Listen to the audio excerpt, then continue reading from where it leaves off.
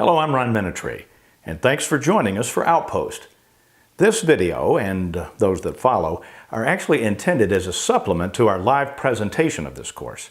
And my hope is that if you're able to attend the course, these videos will help you better engage with the material. But I also want to offer these videos for those who are not able to attend our course in person, with the hopes that the videos will help you be able to catch the Outpost vision and join us as we learn how to better be salt and light in this world. In week 1, we began with the story of Nehemiah, who was serving as the cupbearer for a king in a foreign land when he got news that things were not going well for his people back home.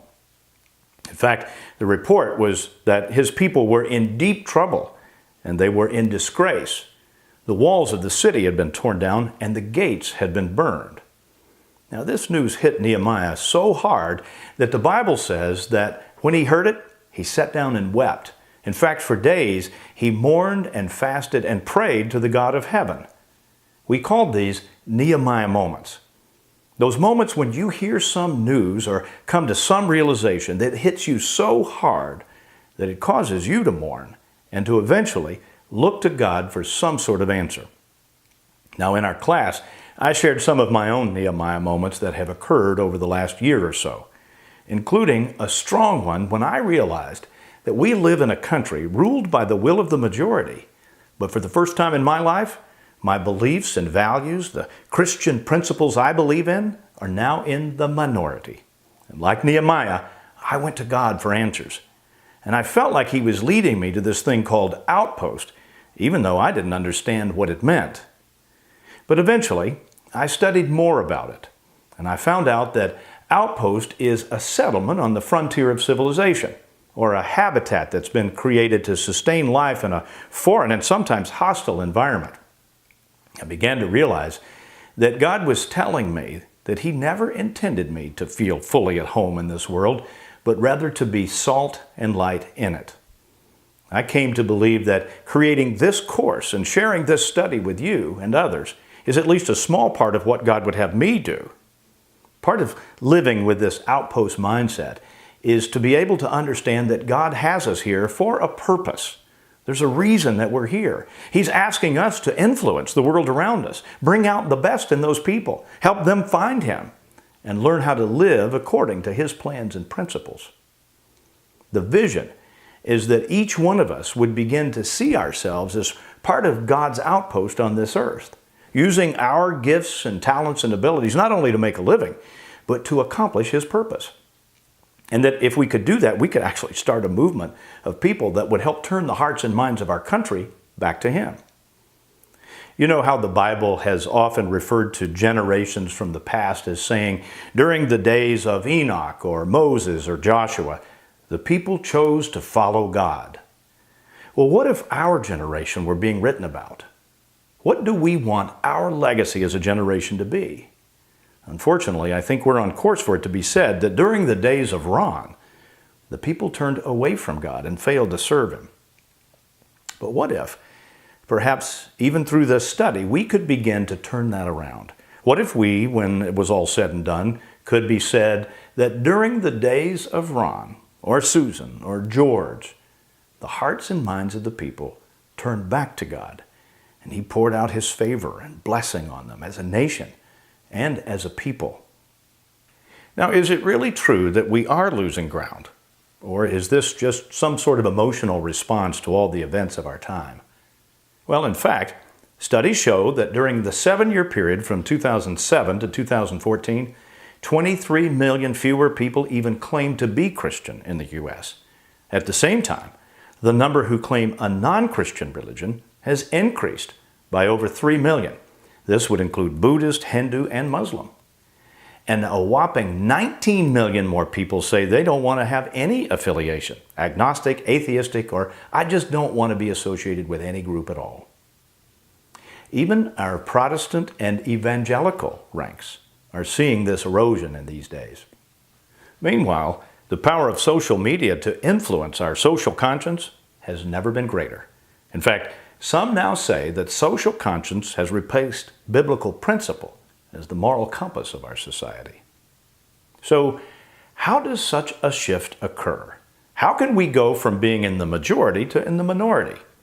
Well, there's 3 ways that such a shift can happen. Let's say that I had 21 pieces of candy, 14 green and 7 red. To shift the green from the majority to the minority, all I'd have to do is simply take away 8 greens. Or I could even add 8 reds. But the third method is one that is most responsible for shifting our values today. See, if there was a way that we could target just 4 of those greens and somehow change them from green to red, then we would no longer have a green majority. And there are groups everywhere these days that are targeting to see if they can change how we think on any number of topics. In our class, we used the example of Mothers Against Drunk Driving. I shared a story about how in 1979 many of my coworkers would grab a 6-pack of beer to drink while they were driving home in Houston traffic. Not only was that legal then, but it was quite socially acceptable by most circles. But then in 1980, Mothers Against Drunk Driving was formed with a very simple and single-minded focus. They wanted to change our minds.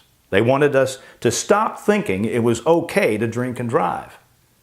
Now, certainly, they haven't been alone in this crusade, but most would credit them for at least leading a significant shift in our social conscience. They have changed the way we think about drinking and driving. Look with me at a fairly conventional framework that shows the spirit, soul, and body of each of us as human beings. The spirit being that innermost and eternal part of us that's born new or fresh when we accept God's plan and commit to live our lives for Him. Next is the soul, which many would say entails the mind, will, and emotions. In that case, people seeking to change our minds or how we think about something are really looking to change things in our soul. And finally, there's the outward or physical body. Now, the Bible says God gives us His Spirit to guide us, that our spirit and His Spirit actually become aligned as one.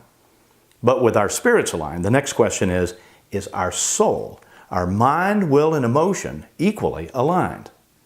The mad example is an easy one because in our heart of hearts, it's fairly easy to agree. They have a point. It's not good to drink and drive. But what happens when someone uses these same methods to try to change our minds in the more gray areas, or even to convince us that something we've always seen was clearly wrong is something now we should accept as being right or okay? If we allow our minds to accept this new and wrong way of thinking, it creates a disconnect between our soul and our spirit that leaves us very unsettled inside. Now, often these choices are so obviously wrong for us that we're able to resist them fairly easily. However, sometimes the choice doesn't look wrong at all. In fact, it starts out as something good. And this can be real trouble, because the most dangerous error is that which looks closest to the truth, but is not. Now, let's say that someone presents the idea that God is love. Well, we would agree. Then they go on to say, He would not want anyone to perish. Again, we can agree with this biblical truth. But what happens when they go on to say, and since He wouldn't want anyone to perish, there's really no hell? He would never do that to any of us. See, something that started out as good that we could easily agree with, ultimately, perhaps even subtly, has now been introduced as wrong thinking and no longer aligns with the truth or with our spirit. This makes it super critical that we are continuously seeking to know God, His mind, His heart, what His Spirit is saying, and seeking to keep our minds and our hearts aligned with His truth. We also looked this week at a passage from Ezra chapter 10 where the children of God were convicted of having married pagan wives. We suggested that a similar message for us today might not be about who we have literally married or physically married, but about the ideas and thoughts that we have married, those things that we've allowed to come into our minds and take over. In other words, where have we bought into someone's agenda? Where are the ideas and thoughts of others that we now need to divorce ourselves from our thinking? Now, finally, in week 1, we asked one simple question. What is our cause? In other words, if we wanted to change the minds of others in this world, what is the clear and simple message or way that we would want them to think? This and several other questions, by the way, are included in this week's exercise worksheet. I hope that you'll take a few minutes to engage with the questions that are there. And I hope that you'll join us for our next installment of Outpost.